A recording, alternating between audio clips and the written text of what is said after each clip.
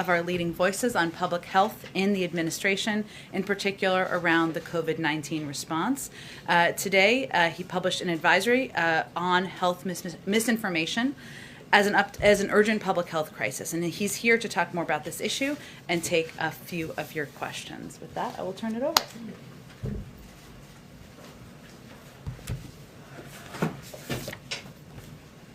Hello, everyone. How are you? It's nice to see you all today, and thank you, Jen, for that very kind introduction. As all of you know, we've come a long way in our fight against COVID-19, and we've come a long way thanks to the efforts of many, many people across communities in the United States. Right now, we are seeing COVID deaths markedly down from their peak in January.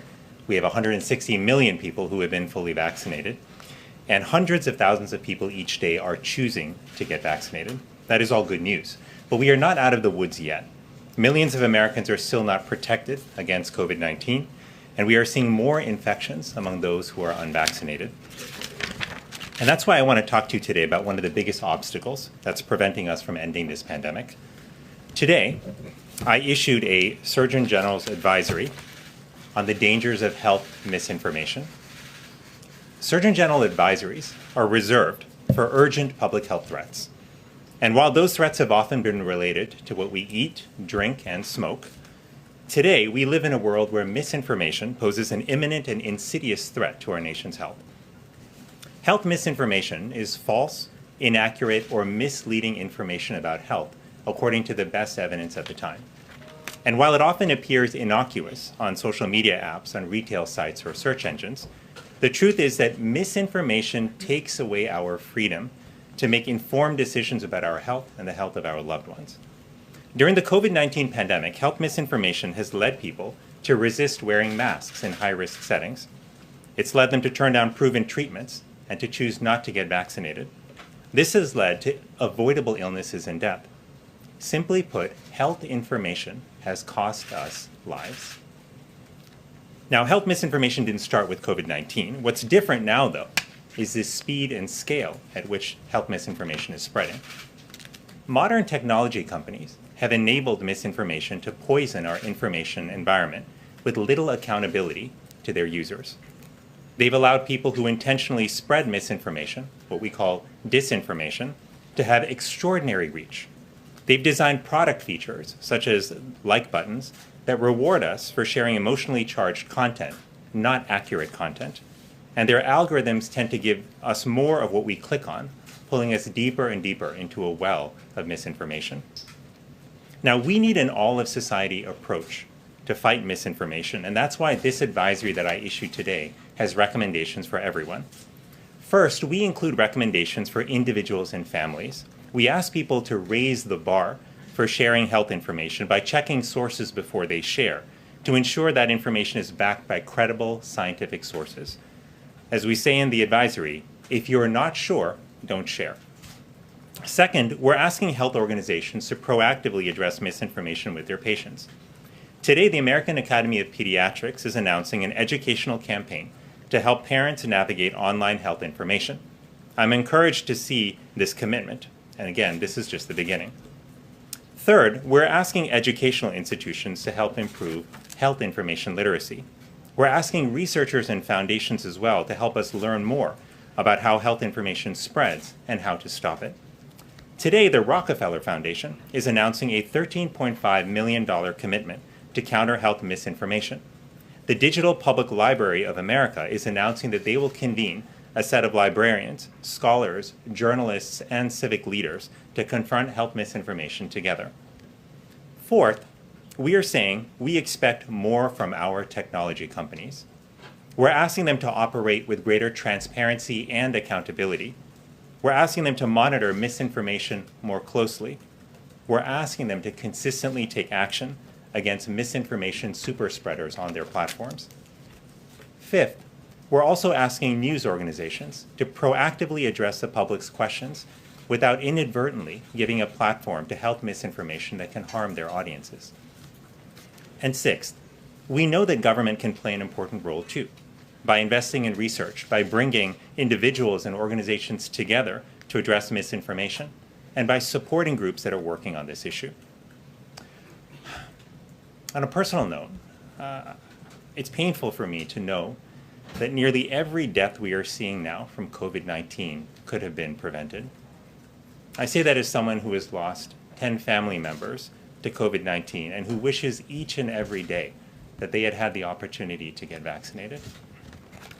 I say that also as a concerned father of 2 young children who aren't yet eligible for the vaccine.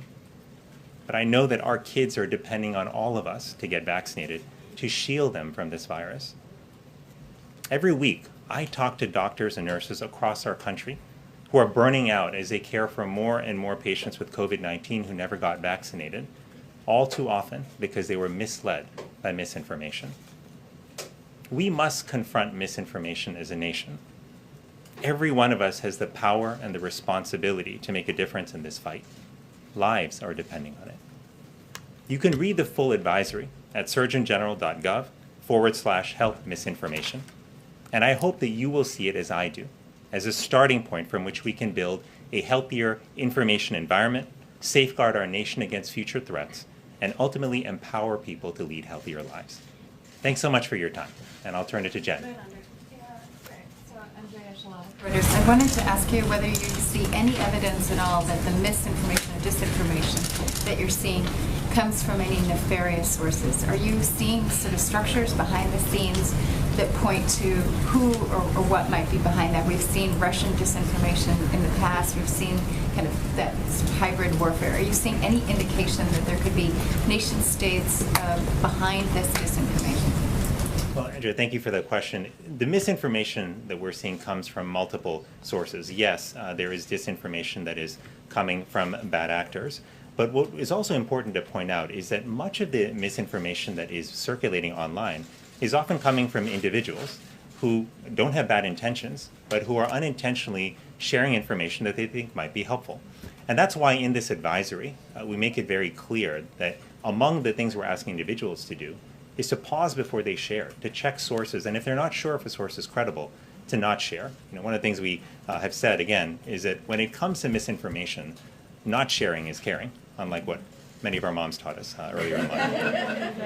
Thank you very much. Surgeon General, is misinformation the #1 reason why people are not getting vaccinated? Well, Caitlin, it's one of several reasons why people are not getting vaccinated, but it's a very important one, because what we know from polls, Caitlin, is that 2/3 of people who are not vaccinated either believe common myths about the COVID-19 vaccine or think some of those myths might be true. Myths like you can get COVID from the vaccine, which is absolutely not true. So we know that it's not the only driver that's leading people not to be vaccinated, but it is a very important one. And do you personally believe that public figures and public companies that are helping spread misinformation about the vaccine should be held accountable? Well, I think in a moment like this, when we see misinformation literally costing us our loved ones, costing us lives, all of us have to ask how we can be more accountable and responsible for the information that we share. And those of us who may have larger platforms, I think, bear a greater responsibility to think about that. But the bottom line is all of us have an important role here to play. And technology companies have a particularly important role. We know that the dramatic increase in the speed and scale of spread of misinformation has in part been enabled by these platforms. So that's why in this advisory today, we are asking them to step up. We know they have taken some steps to address misinformation, but much, much more has to be done. And we can't wait longer for them to take aggressive action because it's costing people their lives. Go in the middle, and then Rachel, and then unfortunately has to go. Go ahead. So the reality is a lot of the health misinformation you were citing came from this lectern last year. I mean, what do you think the best approach is to counter or deal with misinformation that comes from public officials, people in a position of authority? Well, what I would say is that when it comes to determining what is accurate in terms of health information, science has to guide us. And the good news is that we have credible science individuals in our country. We have doctors and nurses in communities, we have public health departments and the CDC, we have medical schools, nursing schools, and healthcare institutions. These should be our sources of credibility when it comes to evaluating whether information is true or not. I think one of the greatest roles that public leaders can play is to point to scientists and to credible sources and have them speak directly to the public. I'll note for you that that's one thing that this administration has done, is work hard to put scientists and healthcare professionals in front of cameras to have them speak directly to the public. That's what we have to do more of. The problem right now is that the voices of these credible health professionals are getting drowned out. And that's one of the reasons we are asking technology companies to help lift up the voices of credible health authorities. It's also why they have to do more to reduce the misinformation that's out there so that the true voices of experts can shine through. Thank you so much for taking my question. So are there specific elected leaders that you believe are part of the problem with pushing this misinformation? And we had an ABC News Washington Post poll that showed that 93% of Democrats say they're vaccinated or will be vaccinated, but only 49% of Republicans say the same. So how do you break through to the people who may be trusting some of these elected leaders that are pushing maybe some of this misinformation more than they actually trust members of your own administration? Well, thanks, Rachel. You know, I think about this as I think about doctoring and as I think about my approach to patients, which is I recognize that each patient that I was blessed to care for is an individual, you know, regardless of what their political affiliation or their past may be. They're an individual, and my goal was to understand what their needs and desires were, what their values were, and then to help them improve their health. We have to take a similar approach here when it comes to reaching people with information about COVID-19 and the vaccine. We've got to recognize that sometimes the most trusted voices are not the ones that have the most followers on social media or the ones that have the most name recognition. Sometimes the most trusted sources are a mother or a father or a faith leader or a local doctor or a nurse. And that's why to reach people with accurate information, what we have to do is partner with those local trusted voices. That's why in this advisory, one of the things that we point out, an important role for government, is to support local organizations, including healthcare professionals, so that they can get out there and speak directly to people and share that information. These public health efforts move at the speed of trust. And we have to recognize where trust is, you know, where those relationships are, invest in them, support them, so that people can ultimately get the information they need to improve their health. Thank you so much Jen, for joining us. Follow-up Thank with you. the Surgeon General. I think he has to go, unfortunately. Thank you so much. Fauci, he was one of Thanks the so